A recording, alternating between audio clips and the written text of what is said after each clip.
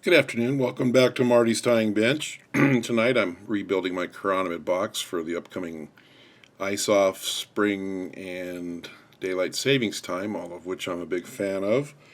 This is called a 49er. It's pretty standard construction for Chironomid, but the combination of red and gold gives it its name, and it's rather unique. It's been working well for us around here.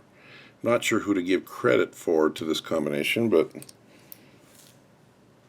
it works. I'm using a rather new hook. This is called a Firehole Model 315 in size 12. This is a new entry into the competition hook arena.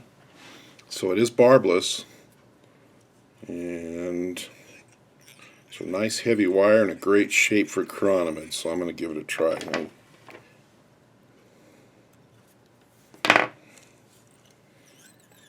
I'm using a UTC 70 denier thread, and I'm going to spin it flat once in a while and keep this nice and smooth. Since it is a heavy wire, you don't want too much thread buildup, so you can keep the Chironomid slender.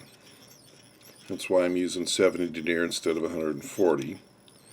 And since it is barbless, you're not likely to be tying a dropper down there on the bend of the hook, so you can use as much of the bend as you want to get the curve you like, the shape you like for your Chironomids. For body material, I've got a holographic Flashabou. It's also available as holographic tinsel on a spool, but the straight ones don't curl so much, so they're a lot easier to use. I cut that in a point and tie the point in.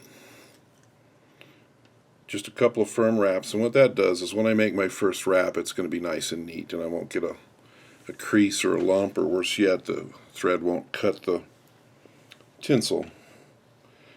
For a rib, I'm using a gold Flashabou. Well, why don't I show you the gold one?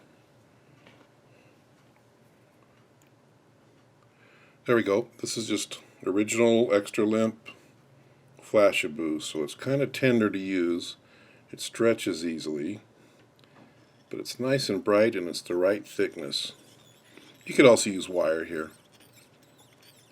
Now I'm coming forward with my second layer of thread.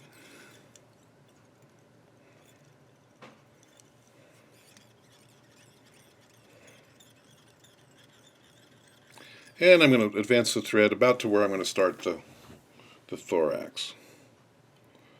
So now let's start with the red Flashabou. And these don't need to overlap.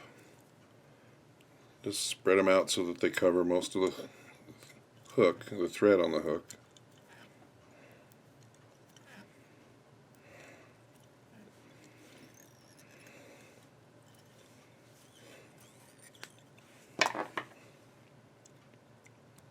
And now when you come forward with the gold Flashabou, just be gentle with it.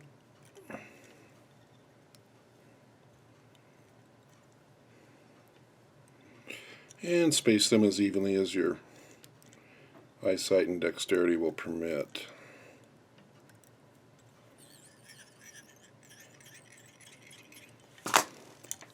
Not too bad.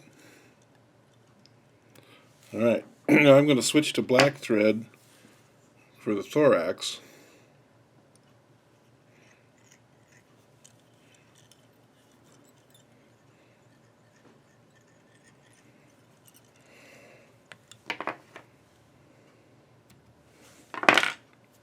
And for wing buds, I'm going to use a orange Spanflex.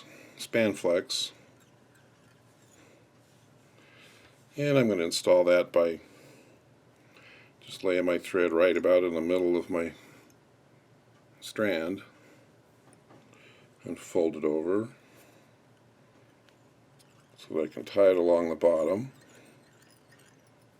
Then I'm going to let go so that they separate, and I can stretch it along the hook a little bit and make sure they're symmetrical at the point at which you're going to fold them forward.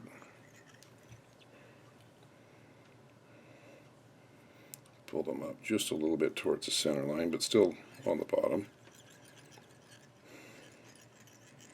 Now I like to put just a twinkle's worth of flash on my Chironomid, so now I've got that opal pearlescent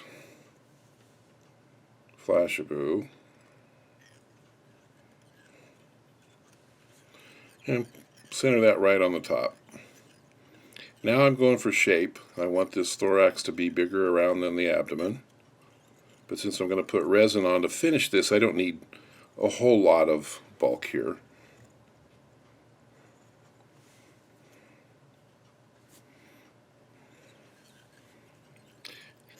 And you see how there's a pretty distinct space left right behind the eye.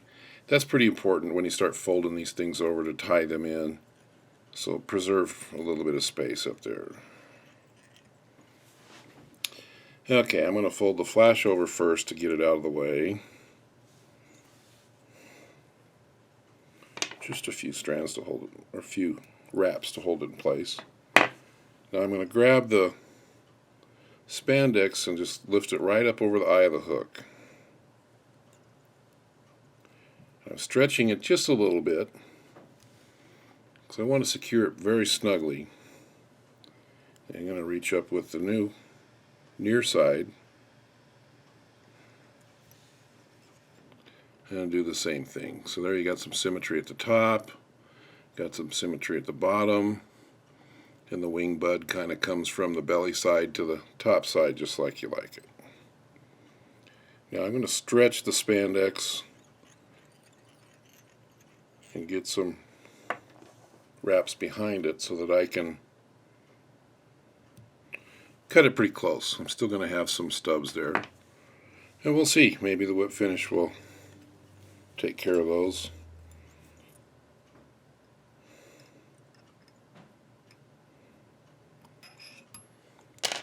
Pretty good. There's still a little bit showing, but that's okay. Now we're going to put some resin on it, and you want a thin resin. Today I'm using Deer Creek's Fine Flex. This is pretty runny, so first thing I'm going to do is get everything out from under the fly so if it drips off it doesn't ruin anything. And you see the little cup that's formed up here? I'm just going to put a tiny drop right in there. And then go to the bodkin and just get an ever so fine layer back here where you've got a rib of tinsel. Okay, now the bottom's filled in pretty good, but the top is pretty dry. So I'm going to see how small a drop. Oops, that's a bunch. Get some of that to come off on the bodkin.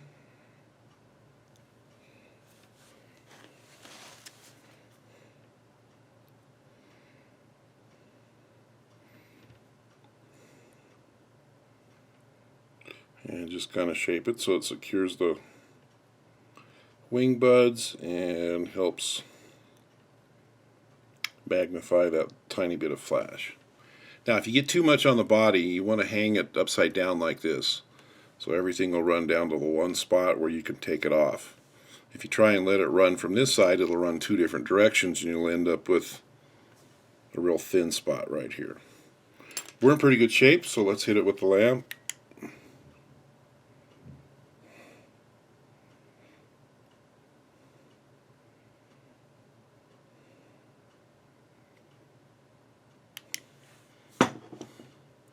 There we go, got a 49er. Add it to your box.